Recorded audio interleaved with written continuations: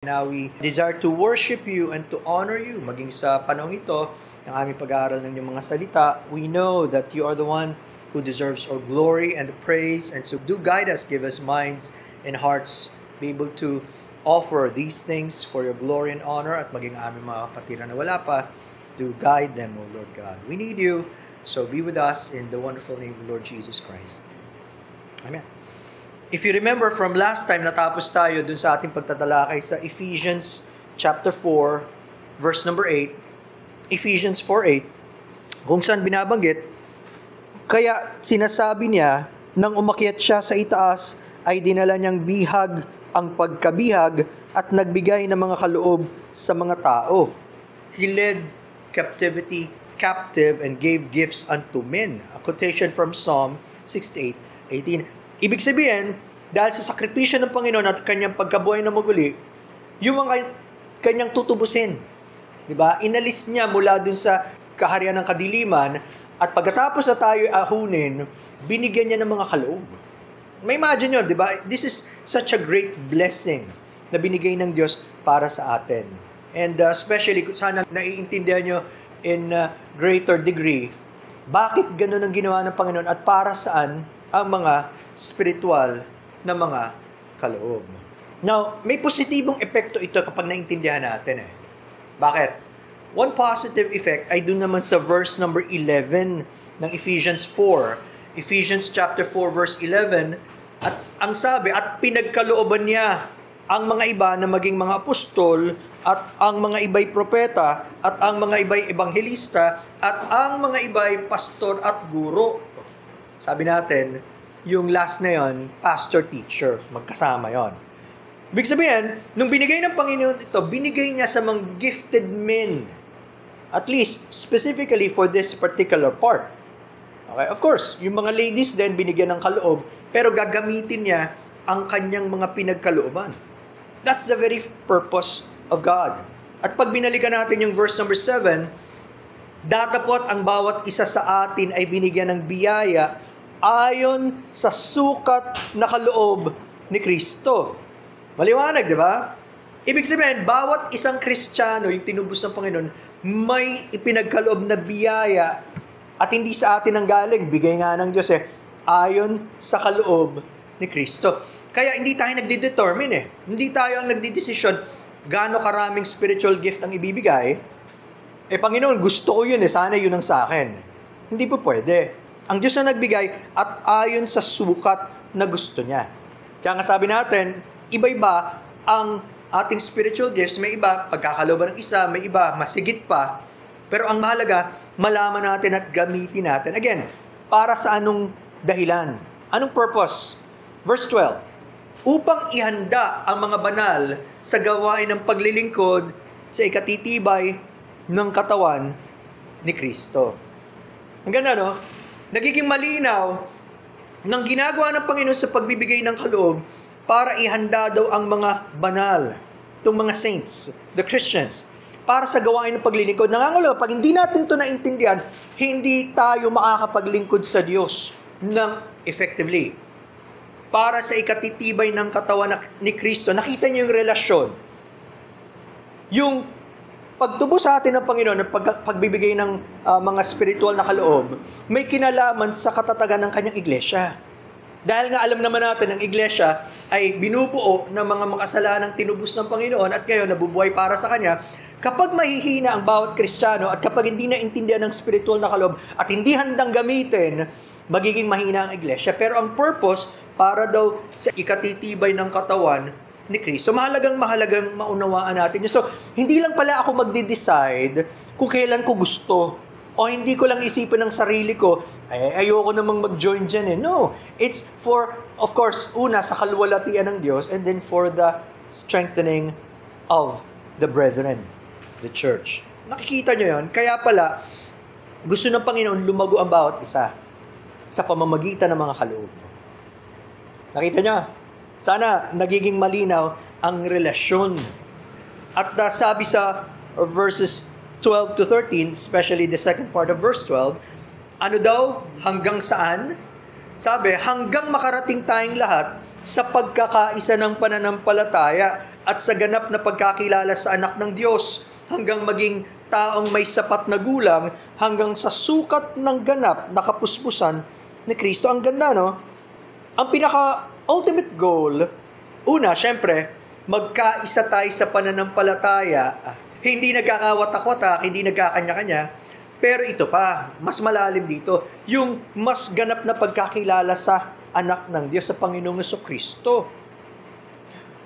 Para daw from baby, kailangan mag-mature.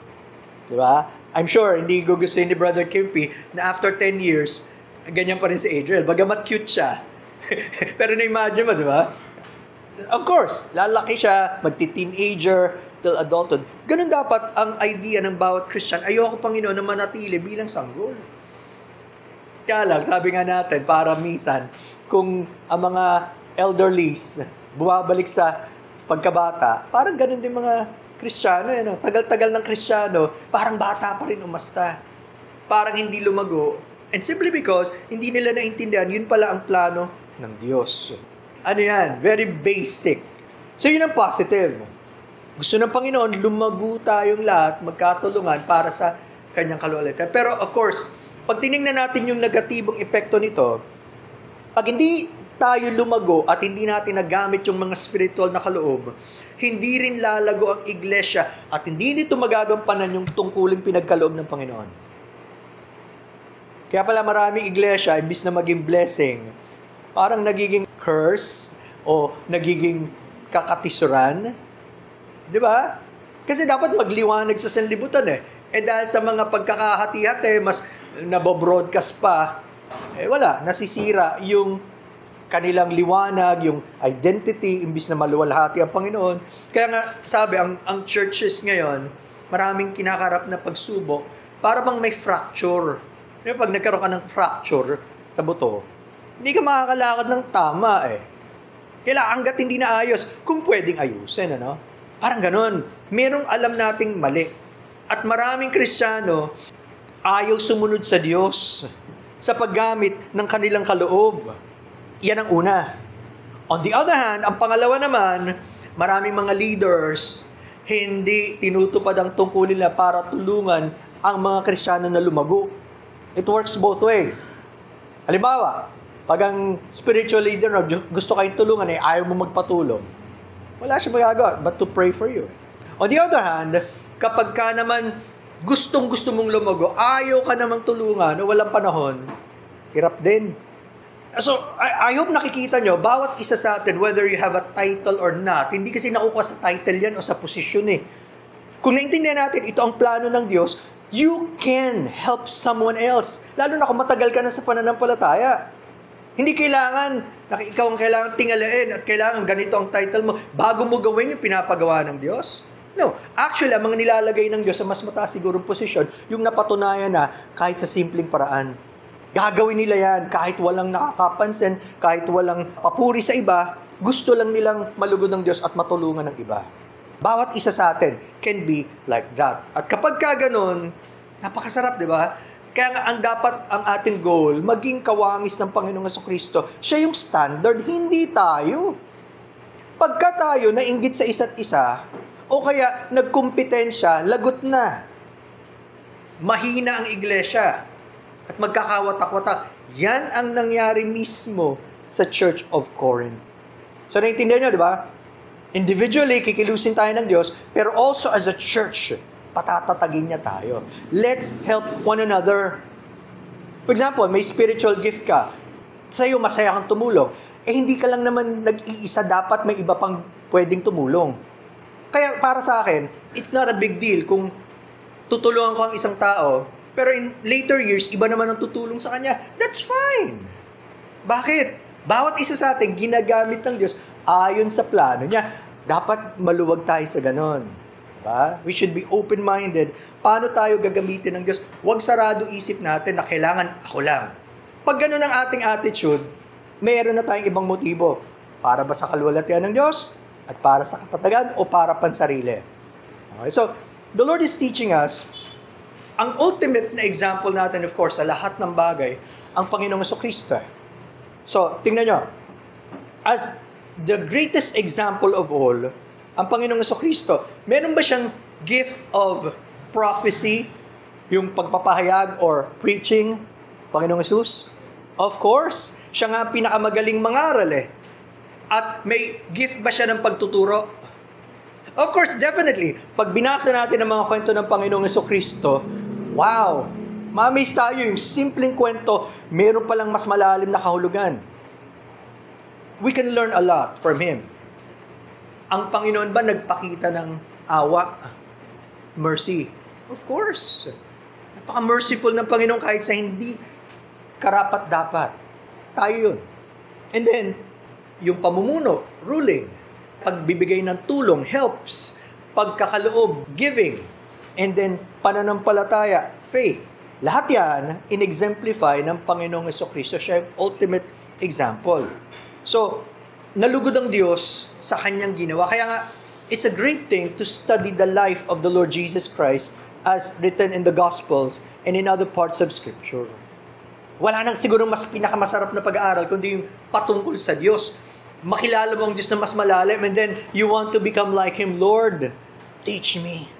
Kasi hindi ako ganyan eh. Hindi ako madaling maawa. Hindi ako madaling umunawa. Hindi madaling ako manghusga. Mayroon, He is our perfect example. Kaya nga, intindi natin to, pinag-aaralan natin ang issue of spiritual gift. Pag naintindi natin yung kaloob ng Diyos at ginamit natin sa kalwalatian ng Diyos, nakikita ang Panginoong Jesucristo sa buhay natin.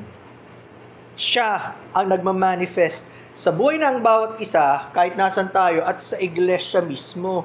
Di ba yun ang purpose? Para maipakilala ang Panginoong Jesucristo. Paano naman yung mga himala? Gumawa ba ang Panginoon ng mga himala? Of course.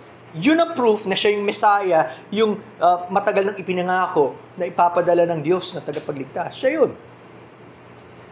Tanong, pinagkalooban niya ba yung mga apostles ng miraculous gifts like healing, pagpapalayas ng demonyo? Oo naman.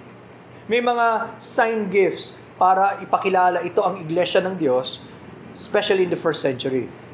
Pero nung nabuo ng scriptures, and then, buo na yan, sa panahon natin, hindi mo aasahan na ikaw yung tao, uy, pag pumunta ako niya, sigurado gagaling ako eh. Kahit nga si Apostle Paul, hindi lahat di ba? Nanalangin siya, hindi naman tinanggal yung thorn in the flesh. Ibig sabihin, may mga gifts na para sa panahon nila, pero may mga gifts na nagpapatuloy sa panahon natin. Sana naiintindihan natin again, for His glory. At kailangan natin intindihan, siya rin ang nagkakaloob ng kakayanan sa bawat isa. We need His enablement. Kapag nasa atin ang Espiritu ng Diyos at puspos tayo ng Espiritu, hindi na tayo makikita eh. Siya. At nakikita nila paano tayo binabago ng Panginoon from glory to glory. Araw-araw yun. Kaya masarap, begin your day actually communing with God. Makipag-usap sa Diyos, sa Kanyang mga salita, paalala ng Diyos yan. So that maging gabay natin through the rest of the day. Okay? At doon nagiging totoo ang Panginoong Jesucristo sa mundo.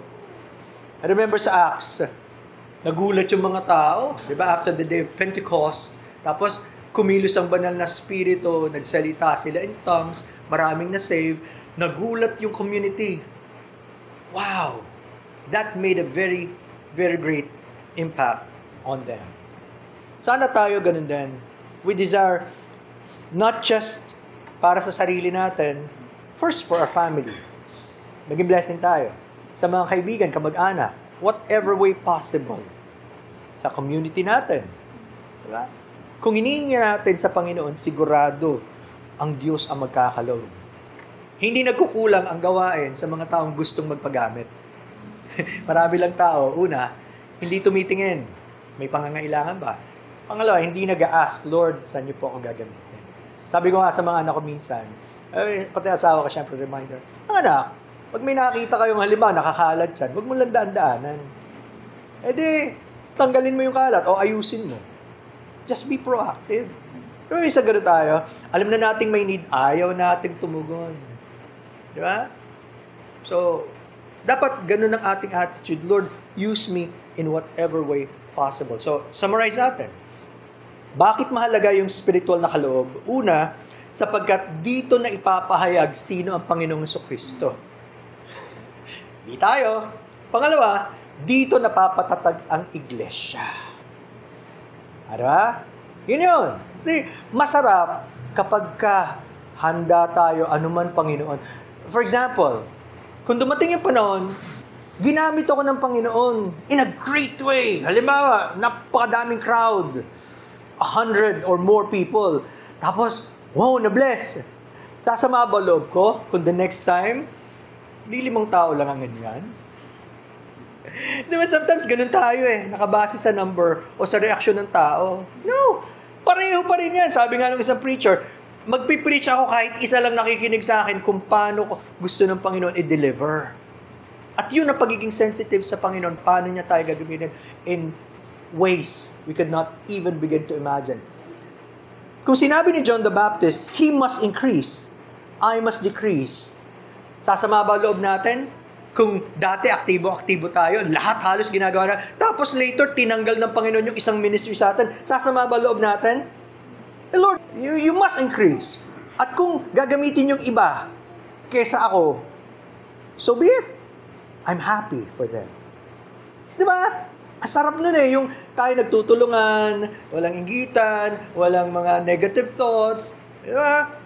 Hindi naman kasi tayo nag-aagawan. That's my point.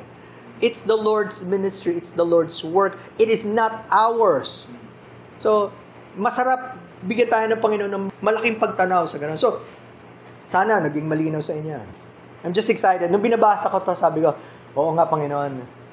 Somehow may idea na ako, pero sabi ko, marami pa rin kayong gustong ituro sa akin, and hopefully sa amin.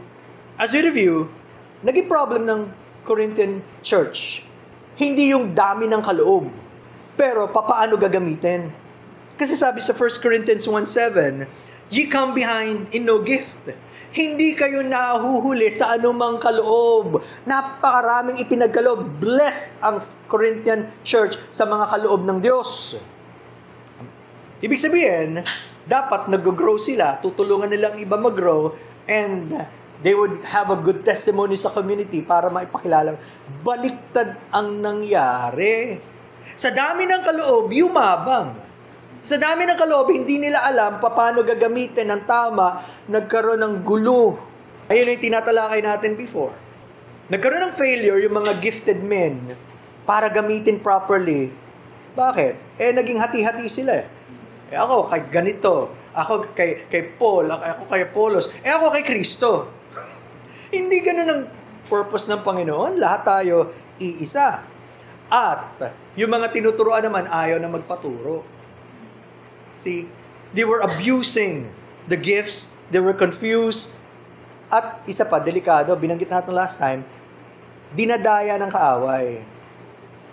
Diba? Minsan akala mo, galing sa Diyos yung kaloob Yung pala, yung kaaway, ang dumadaya sa mga tao. So, kaya niya na dayain. Kaya, in this study of 1 Corinthians 12 to 14, makikita natin, hopefully, gaano kahalaga ang mas malalim na pagkakilala sa Panginoong Jesucristo at sa pagkilos ng Espiritu. At syempre, lumalim tayo sa pagkakilala sa Ama para magpagamit sa Kanyang kaloob na ibinigay sa atin. Ang nangyari sa Corinthian church, naging makalaman. Imbis na sa spirito, they were carnal. So, they were chaotic as well. Lumabas ang mga kasalanan at tinwist nila lahat ng ibinigay. Sabi natin last time, ang background nila is yung mystery religion, maling relihiyon. Yun ang nakapekto sa kanila. Hindi nila natakasan yung kanilang background para maging kagaya ng Panginoon. Idinala nila sa church. Nagkaroon sila ng extremism. The more na ikaw, para bang nanginginig. Yung mga nakikita nyo siguro, bumabagsak. Tapos, the more na parang kakaiba yan yun ang gusto nila. Nagkamali sila doon. So, lumabas, of course, the works of the flesh. Makasarili. Naglalaseng. Lord's table ba naman? Inabuso. Nagpakalaseng. Tapos, gluttony. Walang katapusan sa pagkain. Ecstatic. yung mga orgies na ginagawa na sa libutan, ginagamit ni Satan sa kanila. So they were very, very confused. Yun ang isang paraan ng pag-abuse. So pag nilay down natin ang 1 Corinthians chapter 12, basic theology, yung tamang katuruan, inililay down ni Apostle Paul. 1 Corinthians chapter 13, patungkol sa pag-ibig. Alam niyo yan, the love chapter. Bakit? Yun dapat ang paraan ng paggamit ng spiritual gift, pagmamahal sa Diyos at pagmamahal sa tao. Or else, you will not use it properly. At 1 Corinthians 14, ano na yung mga pag-aabuso.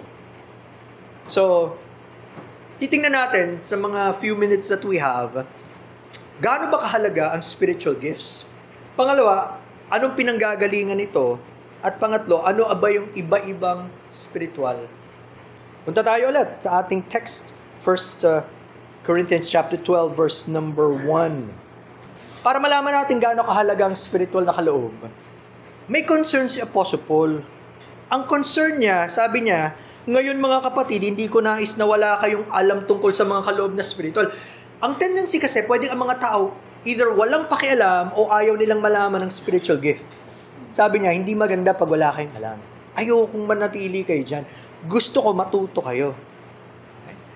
And then, tingnan niyo ngayon, paano kinounterfeit o ginaya ng paganism yung pagsamba sa Diyos-Diyosan. 1 Corinthians 12, 2 and 3, alam ninyo na nang kayo'y mga pagano pa, yung old version ng Tagalog, sabi dyan, mga hentil. Alam ninyo nang kayo'y mga pagano pa, inakit at inilagaw kayo ng mga Diyos-Diyosan na hindi na makapagsalita.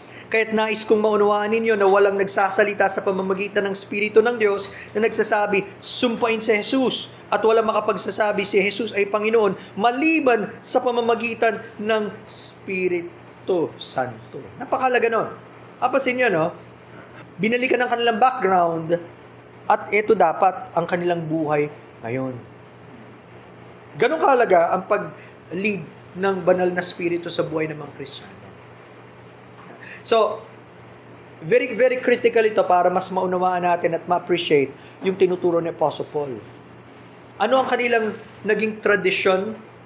Sabi, doon sa unang bahagi ng verse 2, you know that you were Gentiles. Yung Gentiles, ibig sabihin, hindi Hudyo, non-Jew. So, ibig sabihin, kung sa term natin ngayon, non-Christian, unbeliever. Kaya, pagano, heathen.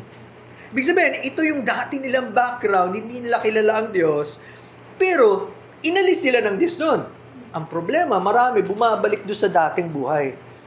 Para bang hindi kilala ang Diyos. And my challenge, gaano karaming Kristiyano ngayon ang parang ganun din ang buhay. Oo, dati may konting alam sa Diyos, naging Kristiyano, konti pa rin ang alam sa Diyos at wala pa rin excitement sa Diyos. Ano nagbago? Wala. Nagpalit lang ng church. Nagpalit lang ng relihiyon.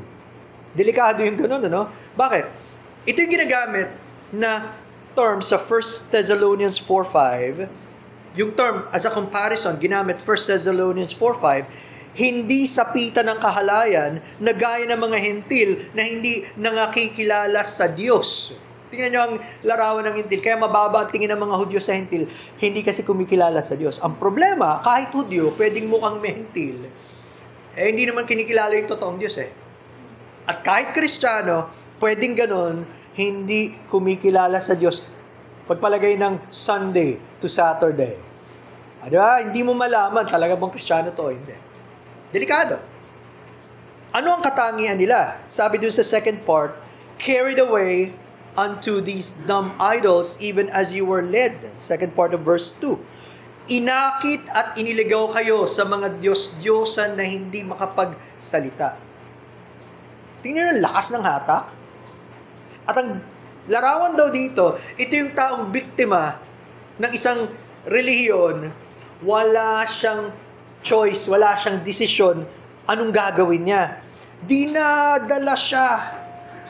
At pansinin niyo, dahil nga sa pagkilos ng kaaway, yung tinatawag dito ni Paul, later, describe natin, ba't niya tinawag dumb idols? Sa Tagalog, mga pipi. Napakalakas humata kasi may kapangyarihan ng kaaway. Yun. Pansinin niyo yung term, carried away. Ito daw, madalas ginagamit sa Bible, parang isang bihag. Siyempre, pag ikaw bihag, wala ka magagawa, hinuli ka eh. Susunod ka kung saan ka dadalin. Alam niyo ba, ibinaba ng Panginoon yung kanyang sarili. Ito yung larawan sa Mark 15:16. At dinala siya ng mga kawal sa looban na siyang pretoryo at kanilang tinipon ng buong pulutong. Ang Panginoong Jesucristo, Diyos, nagkatawang tao, pero pinigil niya yung kanyang sarili, yung kanyang kapangyarihan, nagpadala siya. Parang alipin, parang convict, yung may kasalanan. Pero tandaan nyo, decision niya yun. Hindi dahil sa wala siya magawa. Pero ganun ang larawan. Kapag nahuli ka, wala kang magawa, hindi ka makaresist. Ganun na nangyari sa kanila at yun ang description. Na hindi sila makawala sa pagkakabihag. Dinadala sila. Kaya paglalarawan nila sa mga walang pagkakilala sa Diyos, mangmang, walang kaalaman. Akala nila, nagagawa nila, gusto nila, ang hindi nila alam, para pala silang helpless victims, walang control sa pupunta nila. May humahatak sa kanila. Meron nga daw isa, at siguro narinig nyo na to, may isang nagsabi, gusto ko sana maging Kristiyano, kaya lang natatakot ako. Bakit? Baka mawalan ako ng kalayaan. Diba? Ngayon, naniniwala naman ako, ang problema, pag naniwala ako naging Kristiyano, baka hindi ko na magawa yung gusto ko. Ngayon, nagagawa ko gusto ko. Talaga? Pag hindi pinaunawa ng Diyos, may isip mo, akala mo nagagawa mo gusto mo, ang ginagawa mo yung gusto ng kaaway. Ilalayo ka sa Diyos. At ganun ang lahat ng mga walang pagkakilala sa Diyos. Palayo, pero hindi nila nare-realize. Akala nila, malaya sila. Malaya silang gawin yung gusto ng laman, yung gusto ng kasalanan, at yung pagkalim, pero hindi para gawin ang gusto ng Diyos. Kaya pag pinalaya tayo ng Panginoon, hindi ba napakalakang pribileyo? Hindi na tayong dati, hindi na natin kailangan sundin ng kaaway, hindi na natin susundin yung laman at kasalanan. Ang Diyos na. Laking paglaya nun. Kaya huwag niyo isipin, kung pinalaya tayo ng Panginoon, wala na tayong master. Nagpalit tayo ng master. Ang master natin dati, si Satan, at ang kasalanan. Ngayon, ang master natin, ang Panginoong Jesucristo. Mas gugustuhin ko na yon.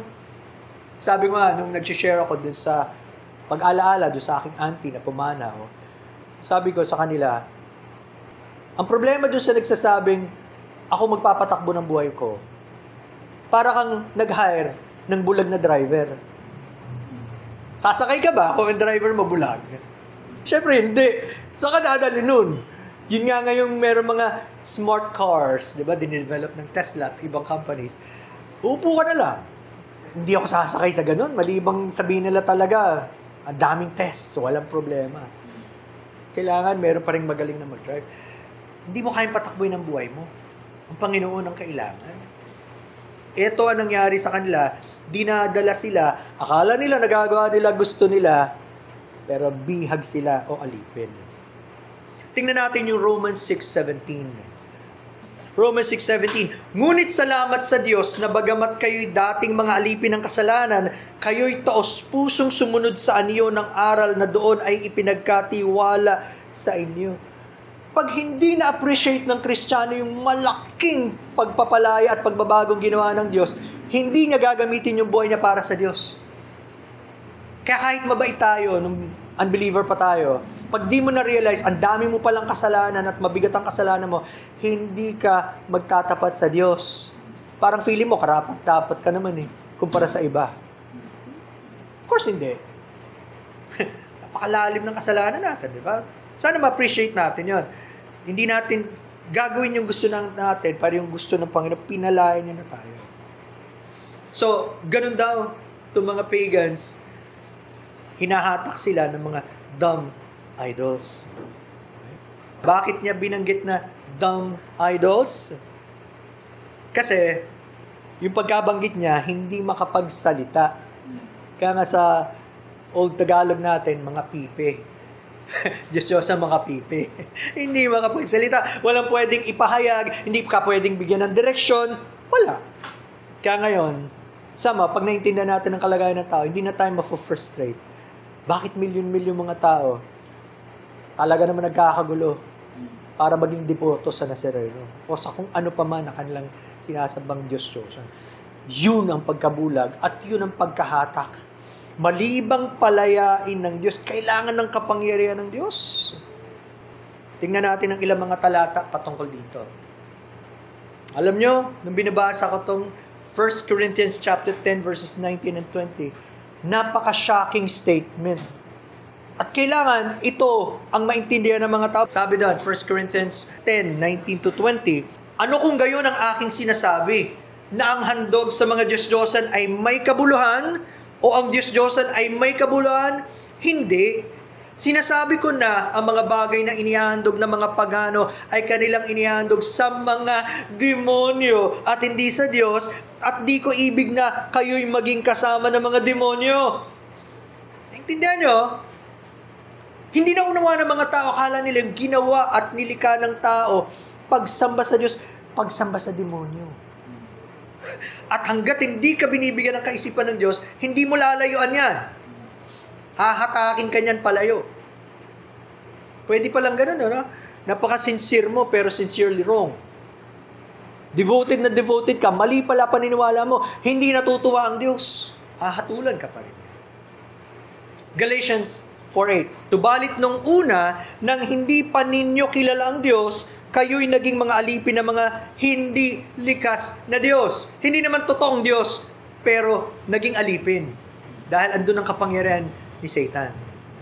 Yun ang buhay ng mga walang pagkakilala sa Diyos, pero babaguhin ng Diyos. Kaya hindi mo talaga kilala ang Diyos pagka hindi siya ang totoo mong sinasamba. Ephesians 4:17 to 18, ito nga ang sinasabi ko at sinasaksihan sa Panginoon na kayo'y hindi na nagsisilakad pa na gaya ng mga lakad ng mga hintil sa pagpapalalo sa kanilang pag-iisip. Tingnan nyo, dapat ang Kristiyano hindi na lumalakad sa dating buhay na pagyayabang. Yun ang buhay ng mga walang pagkakilala sa Diyos. Sabi sa 18, na sa kadiliman ng kanilang pag-iisip ay nangahiwalay sa buhay na Diyos dahil sa kahangalan nasa kanila, dahil sa pagmamatigas ng kanilang puso. Ang tao ba, pag sinabing, kasi, unbeliever ako nun kasi, nasa kadiliman ako nun, wala ba siyang responsibilidad sa Diyos? Meron, kasi pinipili mo yun Sabi dun oo, madilim ang pag-iisip mo, pero nahiwalay ka sa buhay na Diyos, kahangalan na nasa kanila, pagmamatigas ng kanilang puso. Gusto mong magmatigas Hindi ka magpakumbaba sa Diyos. Kaya hahatulan ng Diyos ang mga taong ayaw sa kanya. Nakita nyo gaano ka lala ang sitwasyon. At yun ang problema kapag maraming pumapasok sa iglesia na hindi totoong mga niligtas. Ang lalabas yung buhay ng unbeliever o walang pagkakilala sa Diyos. Mahalagang totoong maligtas. Titus chapter 3, verse number 3. Sabi doon, sapagkat tayo rin naman noong dati ay mga hangal, mga suwail, mga nalinlang, mga alipin ng sari-saring pagnanasa at kalayawan, na namumuhay sa kasamaan at inggit, mga kasuklam-suklam at napopood sa isa't isa. Pwede ba nating itanggi yun?